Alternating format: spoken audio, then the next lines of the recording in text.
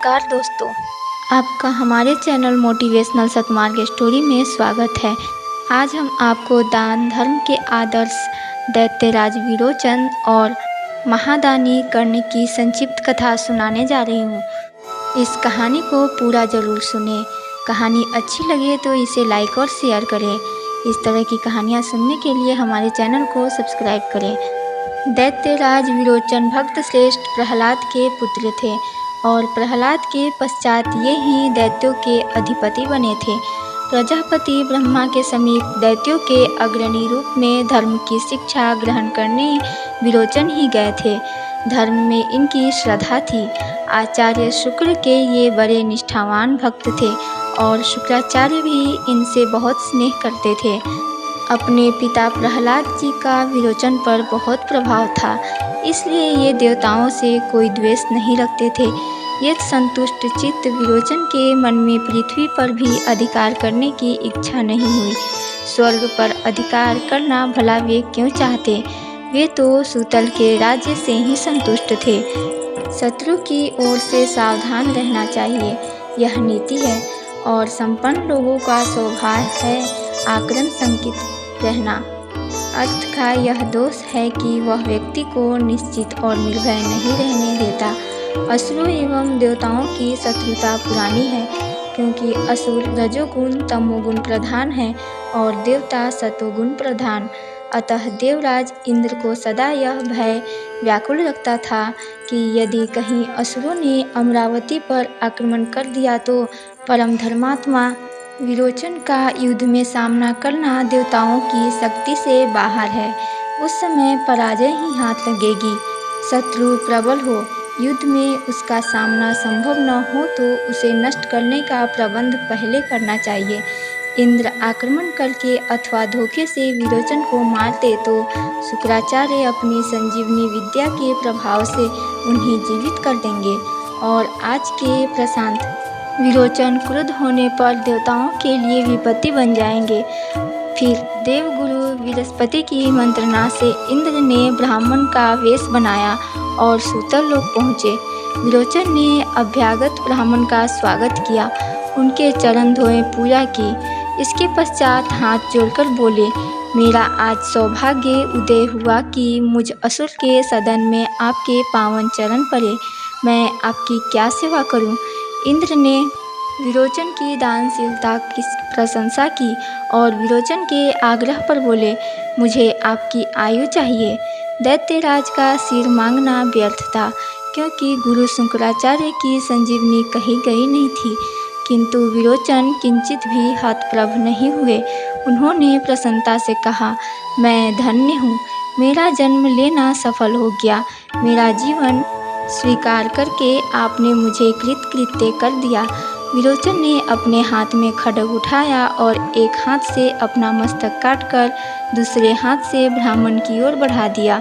इंद्र भय के कारण वह मस्तक लेकर शीघ्र स्वर्ग चले गए।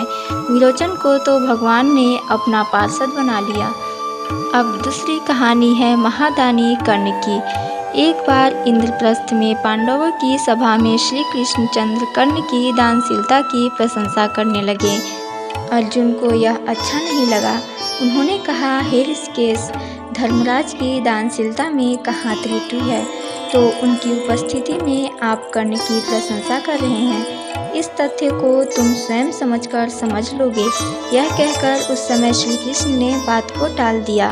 कुछ समय पश्चात अर्जुन को साथ लेकर श्याम सुंदर ब्राह्मण के वेश में पांडवों के राज सदन आए और बोले, राजन, मैं अपने हाथ से बना भोजन करता हूँ।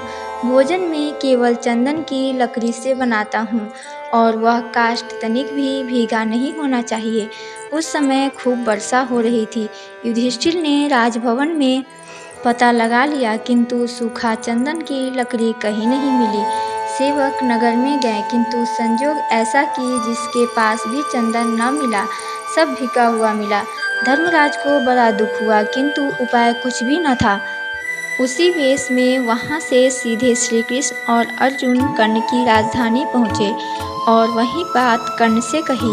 कर्ण के राज सदन में भी सूखा चंदन नहीं था और नगर में भी नहीं मिला।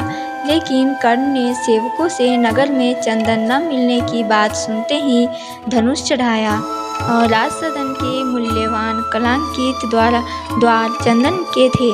अनेक पलंग चंदन के पायों के थे। कई दूसरे उपकरण चंदन के बने थे। क्षण भर में बाणों से कर्ण ने उन सबको चीरकर एकत्र करवा दिया और बोला, भगवान आप भोजन बनाए। वह आतिथ्य प्रेम के भूखे गोपाल कैसे छोड़ देते। वहाँ से तृप्त होकर श्री कृष्ण जब बाहर आ गए तब अर्जुन से बोले, पार्थ तुम्हारे राजसदन में भी द्वार आदि चंदन के ही हैं। उन्हें देने में पांडव कृपण भी नहीं है, किंतु दान धर्म में जिसके प्राण बसते हैं उसी को समय पर स्मरण आता है कि पदार्थ कहाँ से कहाँ कैसे लाकर दिया जाए। आज दानशीलता का सूर्य अस्त हो रहा है। जिस दिन कर्ण युद्धभूमि में गिरे, सायंकाल शिविर में लौटकर श्री कृष्ण खीन मुख बैठ गए। अच्युत आप उदास हो, इतनी महानता क्या कर्ण में है? अर्जुन ने पूछा। चलो उस महाप्राण के अंतिम दर्शन कराएं। तुम दूर से ही देखते रहना। श्री कृष्ण उठे। उन्होंने वृद्ध ब्राह्मण का रूप बनाया। रक्त से कीचड़ बनी, शवों से पटी, छिन्न भिन्न अस्त्र शस्त्रों से पूर्ण युद्धभूमि में रात्रि काल में श्रृगाल आदि घूम रहे थे।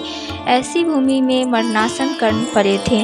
महादानी कर्ण पुकारा ब्राह्मण ने, मैं यहाँ हूँ प्रभु। किसी प्रकार पीड़ा से कराहते हुए कर्ण ने कहा, तुम्हारा सुयश सुनकर बहुत अल्प द्रव्य की आशा से आया था। उस ब्राह्मण ने कहा, आप मेरे घर पधारे। कर्ण और क्या कहते, मुझे जाने दो, इधर उधर भटकने की शक्ति मुझ में नहीं। ब्राह्मण रुष्ट हुए। कर्ण ने सोचकर कहा, मेरे दांतों में स्वर्ण लगा है, आप इन्हें तोड़कर ले ले। छी, ब्राह्मण यह क्रूर कर्म करेगा। ब्राह्मण और रुष्ट हुए। किसी प्रकार कर्ण खिसके। उन्होंने पास खड़े एक शस्त्र पर मुख पर टक दिया। शस्त्र से टूटे दांतों का स्वर्ण निकला, किंतु रक्त सना स्वर्ण ब्राह्मण कैसे ले? धनुष भी चढ़ाने की शक्ति कर्ण में नहीं थी। मरणासन अत्यंत आहत कर्ण ने हाथ तथा घायल मुख से धनुष चढ़ाकर वारुणास्त्र के द्वारा जल प्रकट कर स्वर्ण धोया और दान किया। श्री कृष्ण प्रकट हो गए। अंतिम समय कर्ण को दर्शन देकर कृतार्थ करने ही तो पधारे थे लीला में श्याम सुंदर। उनके देव दुर्लभ चरणों पर सिर रखकर कर्ण ने देह त्याग किया। दोस्तों, हमारी यह कथा आपको कैसी लगी कमेंट करके ज़रूर बताएं। अच्छी लगी हो तो इसे लाइक और शेयर करें। इस तरह की और भी धार्मिक और पौराणिक कथाएं सुनने के लिए हमारे चैनल को सब्सक्राइब करें। पूरी कथा सुनने के लिए धन्यवाद।